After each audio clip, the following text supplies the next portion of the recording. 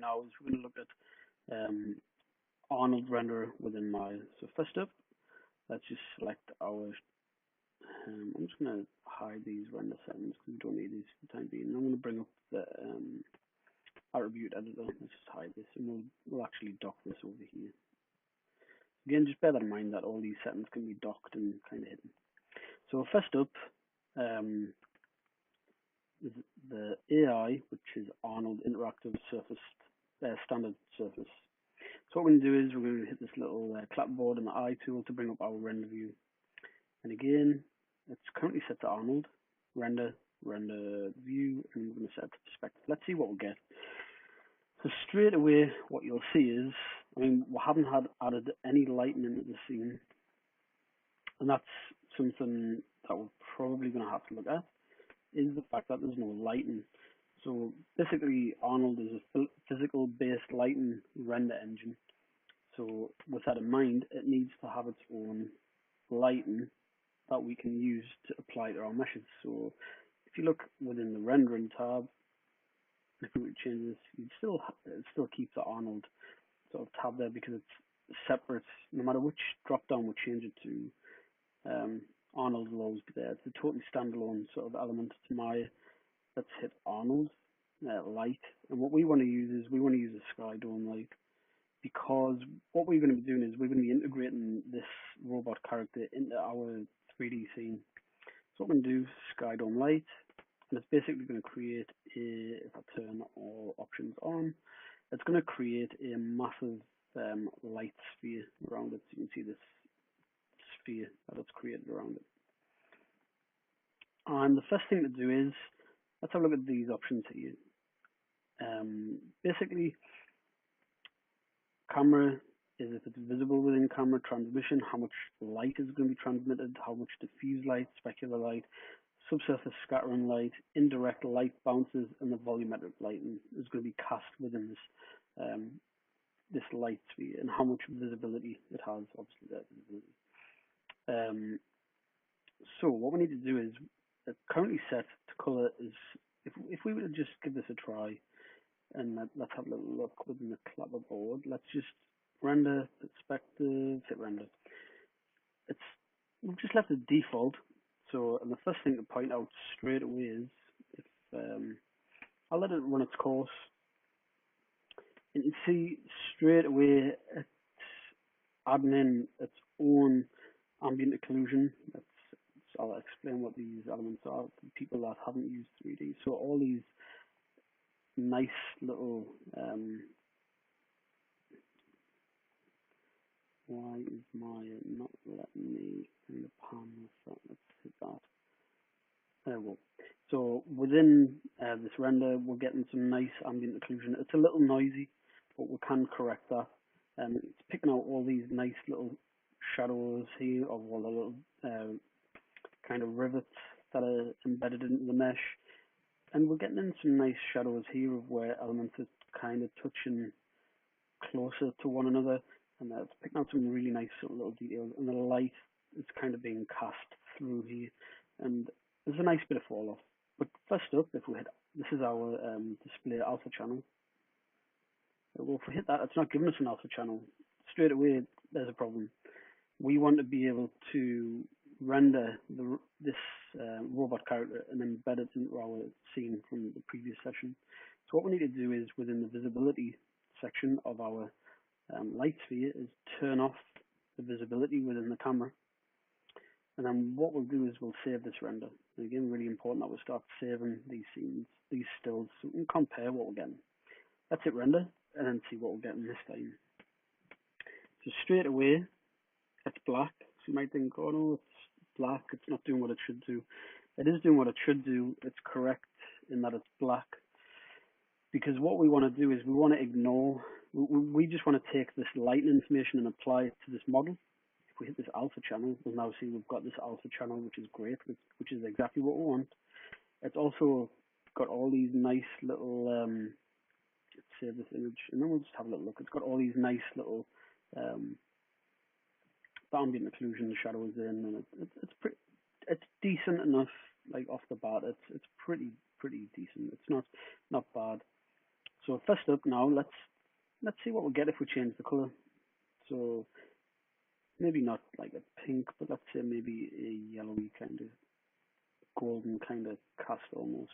So save this image, and then hit render on it again. And the first thing that you'll notice is now let's change the color of the lighting. This light sphere is basically pumping light into the scene, all the ambient occlusion already set up for us. And yeah, that's basically the result that we're getting based on this color. Now what we want to do is we want to inject our scene color into this little attribute here, this color tab.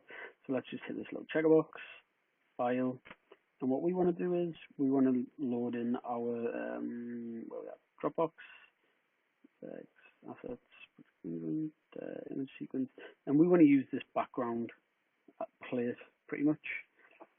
And then let's just, actually I won't use the image sequence. Let's just use this. And what we could do, because it's a sequence, we could choose any kind of number within that and then hit reload, and we should notice that this kind of changes. So if we hit return on there we go. That image has changed. If we were, because this is effectively an image sequence, if we hit return on that, we should see that this updates to change to another. And if we hit this to be 1 and then hit return, there you go. You can see the background basically changing. So depending on, and also to point out, we can obviously scale this down. So this is just effectively a video, a still render from the video. And what it's going to do is we're going to apply, let's just go back to our camera views. Let's save this. Yep.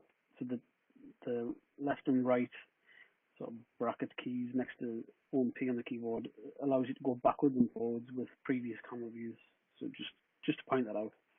So let's save that and then now hit render.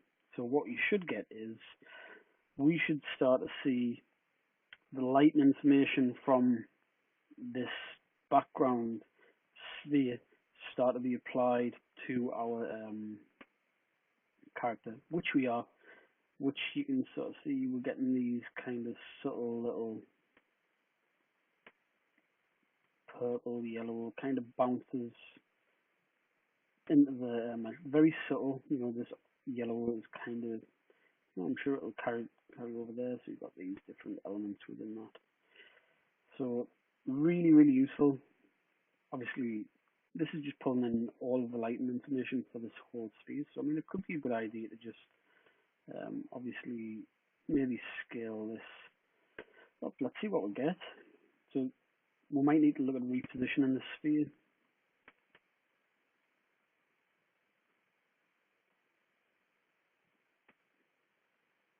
There we go, that'll do. Hit render on this, see what we get. So the key thing is that we're pulling in this lighting information, this light sphere, and we're using our texture to pull in that lighting information for our robot character. Let's save that, and then let's have a little look. There isn't any noticeable difference depending on how this sort of sphere is being placed. So we could effectively just zero this out.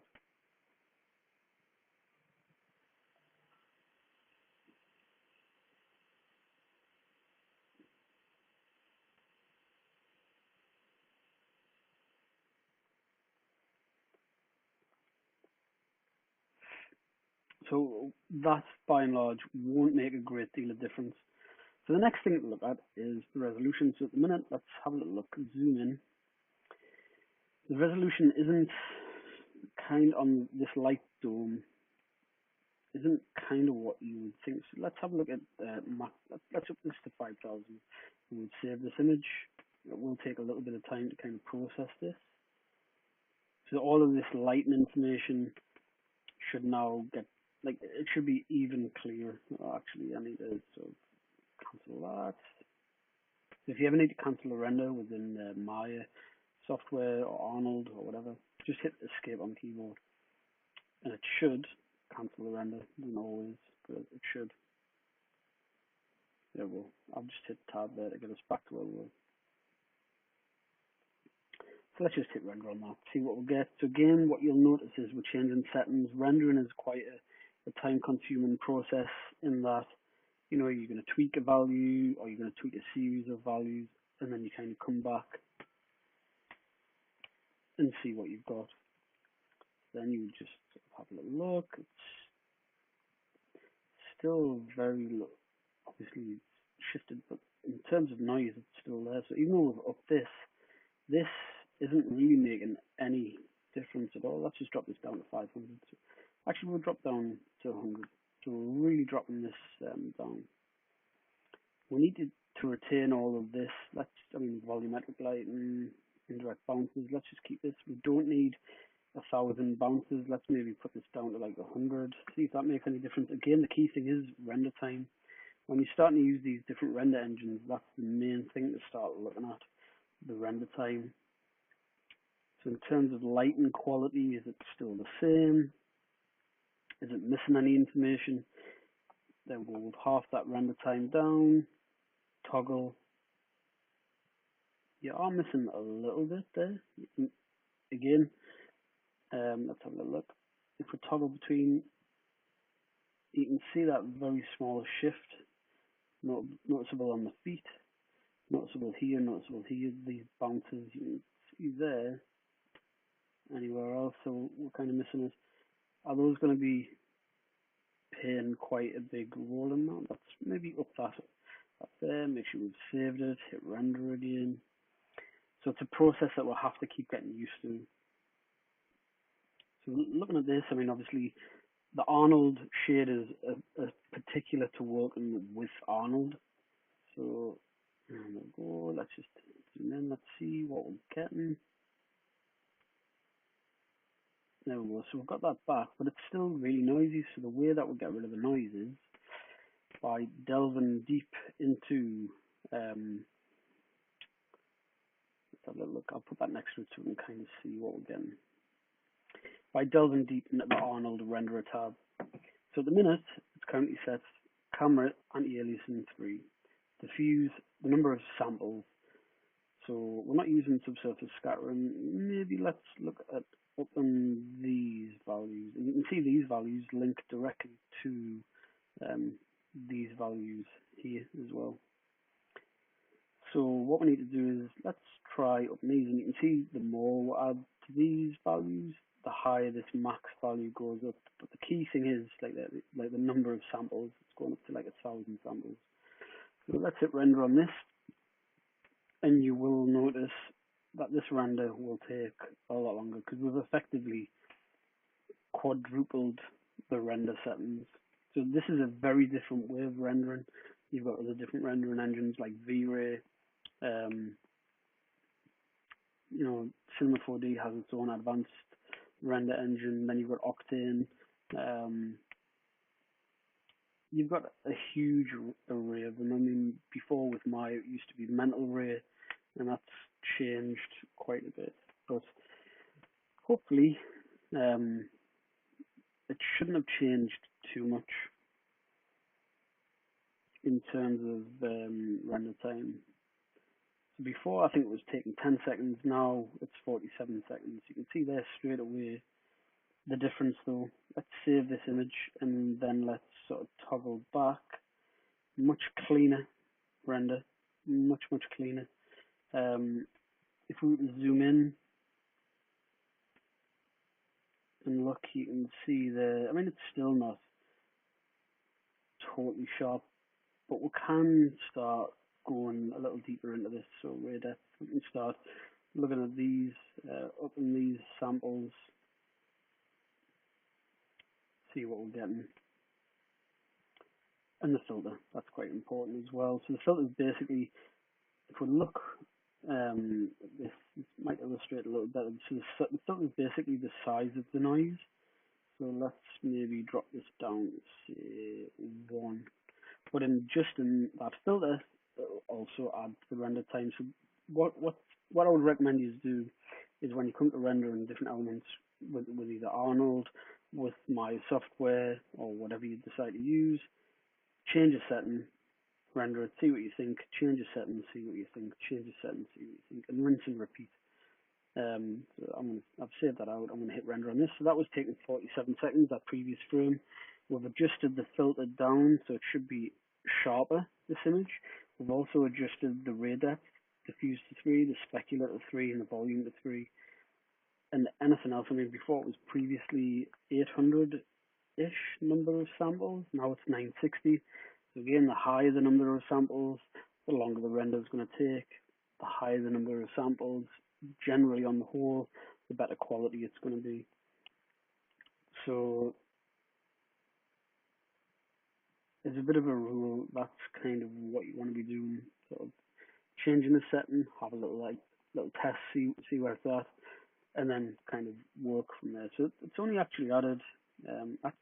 Actually, we aren't getting the same level of ambient occlusion there. Or it doesn't appear to be. It doesn't appear to be as kind of punchy. But it does. Let's just save that and let's. Then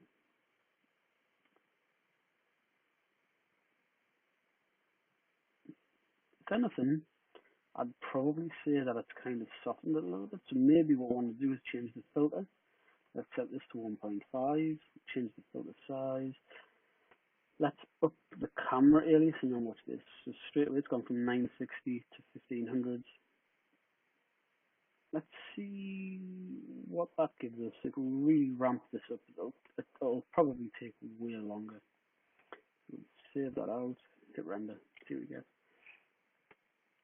And it's about experimenting. It's about seeing what settings you get. And then we'll start looking at, I mean, this is just a base shader for Arnold.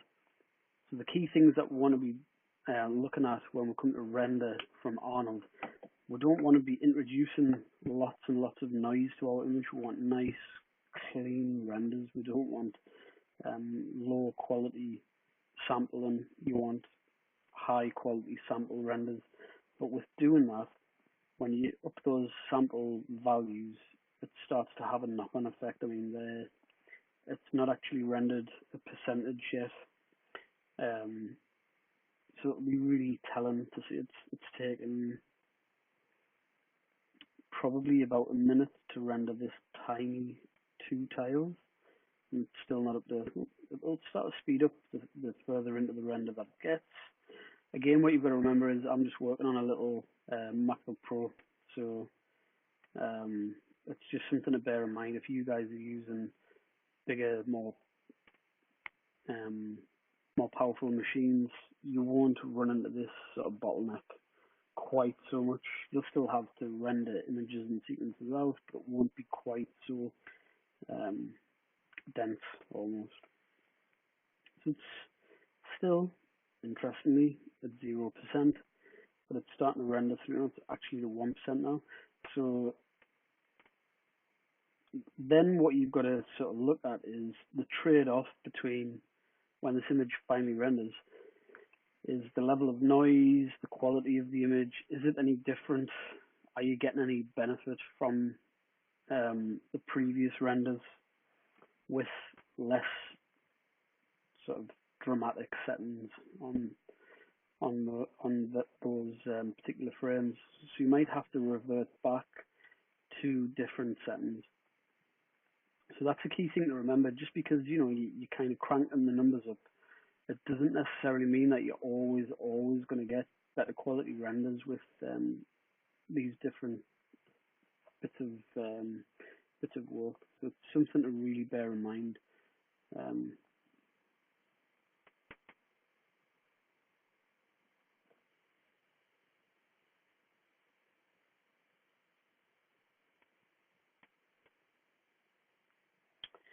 So we're at 4%. It should 5. It should slowly speed up. These regions around it generally works in sort of a clockwise fashion. You should see it speed up the further through it gets. I mean, there should be less intricacies for Arnold to render, but hopefully, it'll be worth it. But again, if not, you've wasted however many minutes of your life. You're looking at a screen doing nothing. So So I'd maybe recommend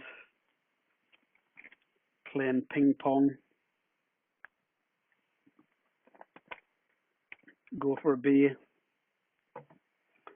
like cigarettes, Starbucks, anything else to while away your life while you're waiting for this. This is probably the most tedious part of the whole creative kind of process where you're creating 3D work. It's great because you're looking at the results, but it's tedious because you're waiting on a machine to spit an image out. So here around this sort of black part, it's obviously not rendering anything, so therefore it's going through that quite quick. It's where all these little areas are, and the number of samples, you've got to think it's got X amount of samples. So the camera's samples are 100, the diffuse samples are 16,000, maximum of 1600, maximum of 1800, specular samples 1600, maximum of 1800, and the transmission samples again very similar, and the total with no lights is 4,900. So it's something to bear in mind, quality versus time, and largely any of this work that you do it's about deadlines. It's about finding a solution to hit that deadline and get a good quality piece of work out. Maybe it's something that you could perhaps look at. We could maybe get a base render out from Arnold and then use Viewport 2.0 to maybe render out some alpha channels to allow us a little bit of flexibility in different things that we might want to work with. So on the whole, am I seeing any great difference with that? Not really, but we'll see when it comes to when we zoom in on them and get to see the images in their entirety.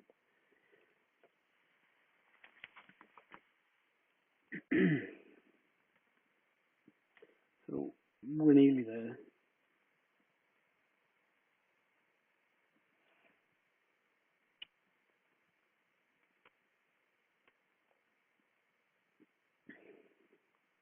And I think this is probably one of the hardest parts of this.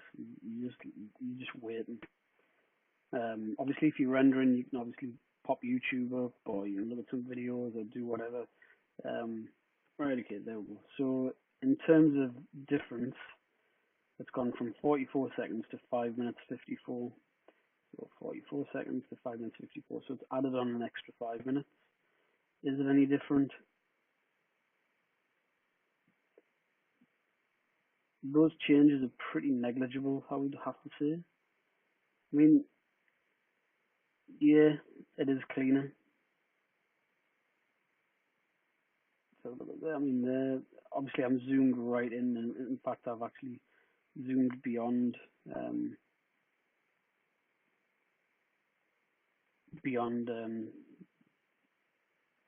yes, in terms of the noise,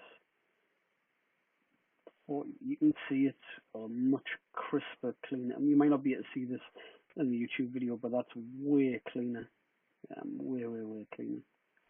So it might be about finding a bit of a balance between this. So from those settings, I mean, the really good thing with this is, if you look very closely at this sort of section here, it tells you the sampling. It tells you the sampling that these settings were at. So sampling for at the minute it's set at 10. So maybe what you could do is find a little bit of a halfway house between that, so maybe 7.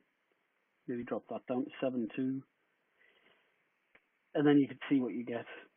So it's something to bear in mind, and then you might hit like a nice sort of middle ground. The really good thing with this is now presets, you could then save those presets. So say if you were happy with those presets, save settings as presets, and yeah, so that'll do. Save. And then if you ever need to load those presets, you then go load preset, user, orbital. So there you go. And then that's kind of how you would take it from there.